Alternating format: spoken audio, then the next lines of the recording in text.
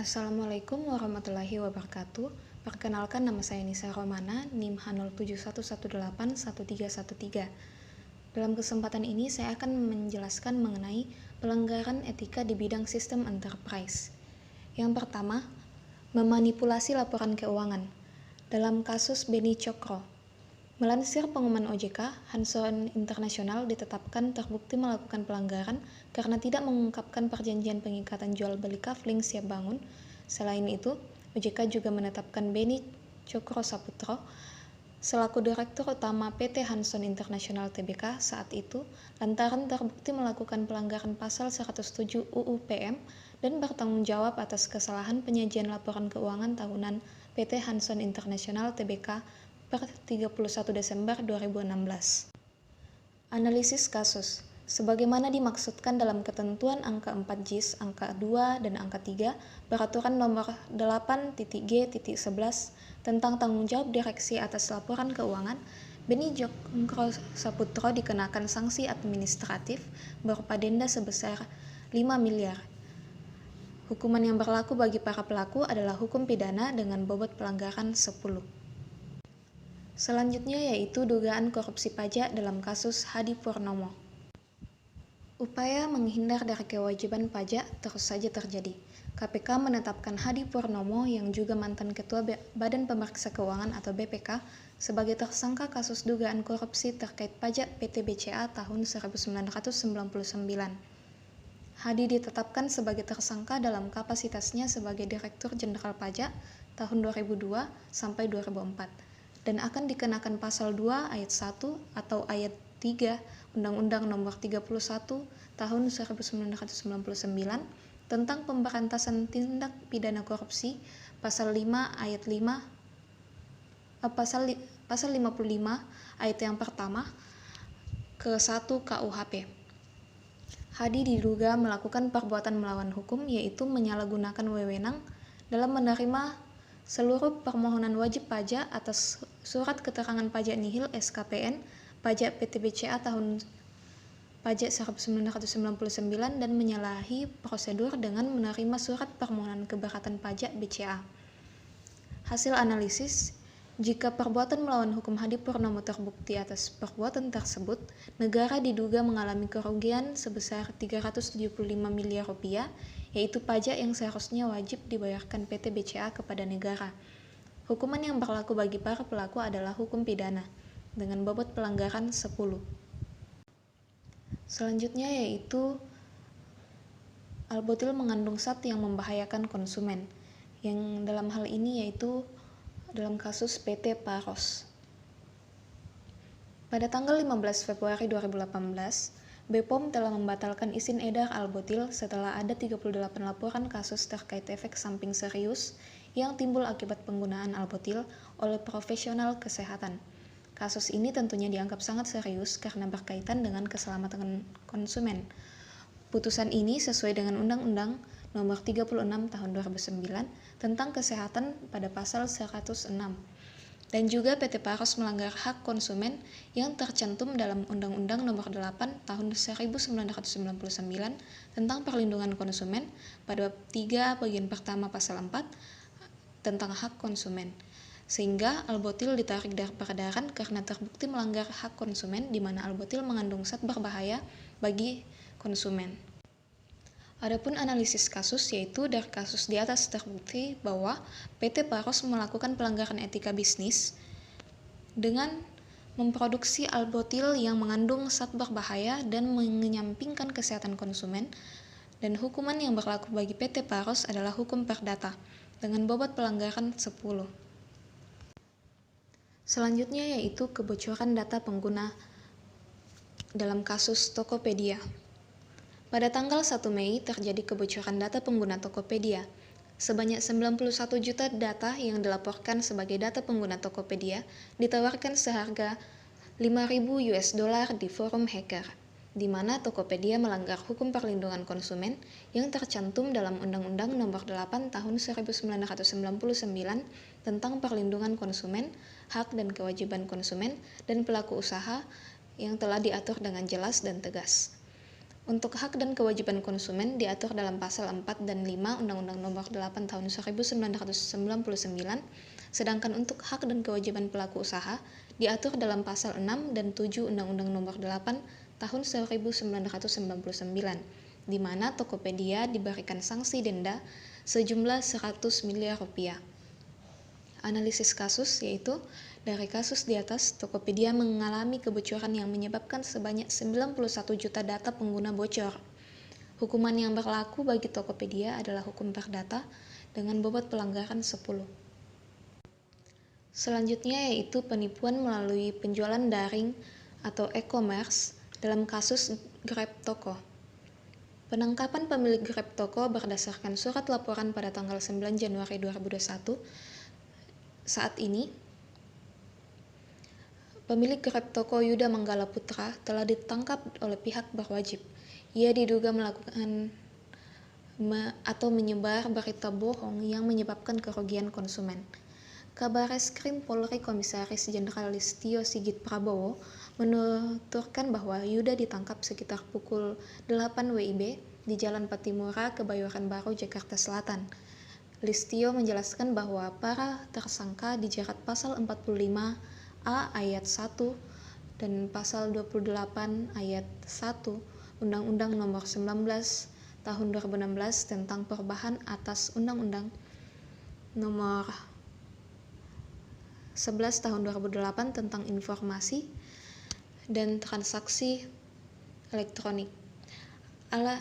Analisis kasus berdasarkan hasil dari penjelasan dari kasus di atas mengatakan bahwa Grab Toko telah melakukan penipuan yang mengakibatkan kerugian yang sangat besar dan juga korban yang ada saat sangat banyak, yaitu 980 orang, maka hukuman yang berlaku bagi para pelaku yaitu hukum pidana dengan bobot pelanggaran 10. Pelanggaran selanjutnya yaitu pembobolan data Denny Siregar oleh karyawan Telkomsel.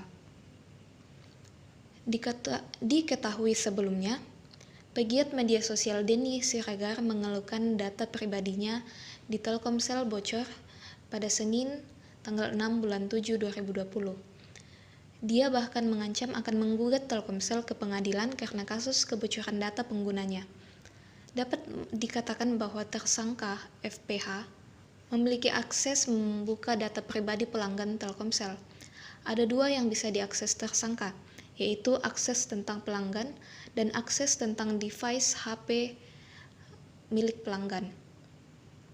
Tersangka bisa dikatakan melakukan pembobolan tanpa otorisasi dan melakukan pembukaan file atas nama DS. Setelah mengakses data pribadi Denny Siregar, tersangka kemudian mengambil foto data tersebut, selanjutnya dikirim ke akun Twitter Opposite 6890. Tersangka dijerat pasal 46 atau 48 Undang-Undang Nomor 11 Tahun 2008 tentang ITE atau pasal 50 Undang-Undang Nomor 36 Tahun 1999 tentang telekomunikasi dan atau pasal 362 KUHP atau pasal 95 Undang-Undang Nomor 24 2013 tentang administrasi kependudukan dengan ancaman pidana paling lama 10 tahun penjara atau denda 10 miliar rupiah. Adapun analisis kasus yaitu berdasarkan dari hasil dari kasus di atas, dapat kita lihat bahwa seorang pegawai Telkomsel membocorkan data Denny Siregar telah melakukan pelanggaran etika yang sangat berat, maka hukuman yang berlaku bagi para pelaku yaitu hukum pidana dengan bobot pelanggaran 10. Selanjutnya yaitu zat berbahaya terdapat pada produk HIT aerosol dalam kasus PT Megasari Makmur. PT Megasari Makmur adalah perusahaan yang cukup terkenal dengan salah satu produknya berupa obat nyamuk dengan merek HIT. Namun belakangan diketahui jika produk tersebut telah melanggar etika bisnis. Banyaknya masyarakat telah mengenal produk tersebut sebagai obat nyamuk yang murah tapi sangat efektif. Sayangnya merek itu pada akhirnya harus menarik diri dari peredaran. Alasannya karena mengandung zat aktif propoxur dan diklorvus yang merupakan salah satu bentuk pestisida. Pihak kesehatan menilai jika zat tersebut sangat berbahaya untuk sistem kesehatan manusia. Bahkan lebih parahnya bisa menyebabkan kecanduan pada darah apabila terlalu banyak menghirup udara yang telah bercampur dengan produk HEET. Pada dasarnya, perusahaan tersebut telah melanggar banyak peraturan dan dikenai pasal berlapis, yaitu yang pertama, pasal tentang hak konsumen, yang kedua, pasal 7 tentang kewajiban pelaku usaha, yang ketiga, pasal 8 tentang larangan pengusaha melanggar standar bahan baku, yang keempat, pasal 9 tentang pengusaha yang harus ganti rugi atas tindakannya yang keliru. Adapun analisis kasus yaitu, dalam bisnis memang sudah bukan rahasia lagi jika moral dan kejujuran adalah nomor satu. Dalam studi kasus produk HEET ini, kesalahan telah mereka lakukan memang cukup fatal sehingga harus menarik penjualan. Selanjutnya yaitu monopoli murni dalam kasus perusahaan listrik negara atau PT PLN. Usaha PT PLN termasuk ke dalam jenis monopoli murni.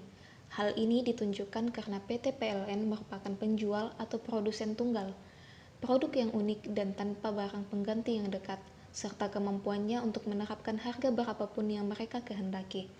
Pasal 33 Undang-Undang Dasar 1945 menyebutkan bahwa sumber daya alam dikuasai negara dan dipergunakan sebesar-besarnya bagi kemakmuran rakyat, sehingga dapat disimpulkan bahwa monopoli pengaturan, penyelenggaraan, penggunaan, persediaan, dan pemeliharaan sumber daya alam, serta pengaturan hubungan hukumnya ada pada negara.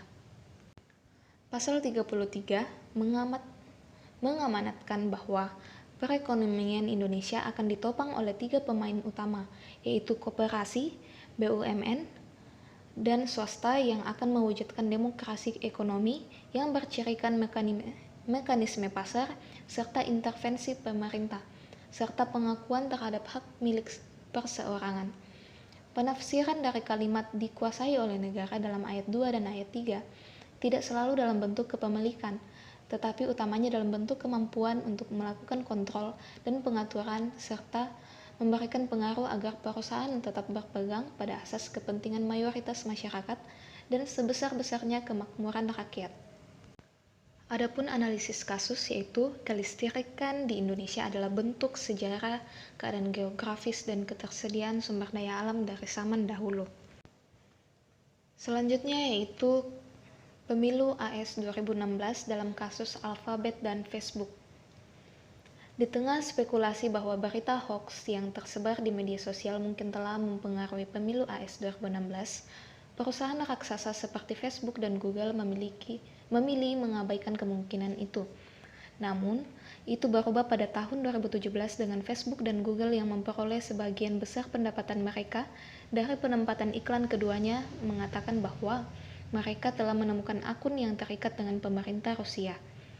Facebook melaporkan sekitar 3.000 iklan yang terkait dengan Kremlin yang bertujuan untuk membagi negara yang telah dibeli platformnya. Google sementara itu menemukan puluhan ribu iklan yang dibeli oleh entitas terkait Rusia di YouTube dan Gmail. Twitter juga mengungkapkan bahwa outlet berita yang dibayar oleh pemerintah Rusia, Russia Today, telah menghabiskan $274.000 dalam iklan platform pada tahun 2016. Adapun hasil analisis kasus yaitu Twitter, Facebook, dan Google masih menyelidiki berapa banyak aktivitas Rusia yang ada di platform mereka. Menambah masalah besar teknologi besar, Kongres tampaknya mengambil sikap lebih keras terhadap sektor ini dengan beberapa di Capitol Hill mempertanyakan cara mereka membuat user terus datang kembali. Selanjutnya yaitu eksploitasi anak pada seleksi PB Jarum dan KPAI. Kasus ini diawali dari laporan Yayasan Lentera Anak kepada KPAI tentang adanya kemungkinan eksploitasi anak pada seleksi PB Jarum, di mana dalam kegiatan yang diadakan, anak-anak menggunakan kaos yang ada tulisan merek Jarum yang cukup mencolok. Hasil analisis kasus, Ketua dari Yayasan Lentera Anak, Lisda Sundari, menyatakan bahwa hal itu melanggar PP 109 tahun 2012 tentang pengamanan bahan yang mengandung zat adiktif berupa tembakau untuk kesehatan. Ada 3 pasal yang dilanggar PB Jarum. Pertama, semua yang disponsori oleh produk tembakau tidak boleh melibatkan anak. Kedua, tak boleh menggunakan citra, merek, dan logo produk tembakau. Dan yang terakhir, tidak boleh dipublikasikan. Selanjutnya yaitu kandungan melanin dalam biskuit Oreo dalam kasus PT Nabisco. BPOM dan Dinas Kesehatan mengatakan bahwa Oreo produksi luar negeri mengandung melanin dan tidak layak untuk dikonsumsi karena berbahaya bagi kesehatan, maka harus ditarik dari peredarannya. Dari kasus ini terlihat bahwa perusahaan melakukan pelanggaran etika bisnis terhadap prinsip kejujuran. Perusahaan besar pun berani untuk mengambil tindakan kecurangan untuk menekan biaya produksi produk, hanya untuk mendapatkan laba yang besar dan ongkos produksi yang minimal, dengan mengenyampingkan aspek kesehatan konsumen dan membiarkan penggunaan zat berbahaya dalam produknya. Dalam kasus Oreo ini, mereka sengaja menambahkan zat melanin, padahal bila dilihat dari segi kesehatan manusia, zat tersebut dapat menimbulkan kanker hati dan lambung. Jika dilihat menurut undang-undang, PT Nabisco sudah melanggar beberapa pasal. Hasil analisis dari kasus PT Nabisco di atas, maka sesuai dengan peraturan yang berlaku tentang para penjual makanan yang menggunakan zat berbahaya bisa dijerat pasal 62 Undang-Undang Perlindungan Konsumen dan diancam hukuman maksimal 5 tahun penjara dan denda 2 miliar rupiah. Dalam kasus ini dapat dikategorikan ke dalam hukuman pidana dengan bobot 10.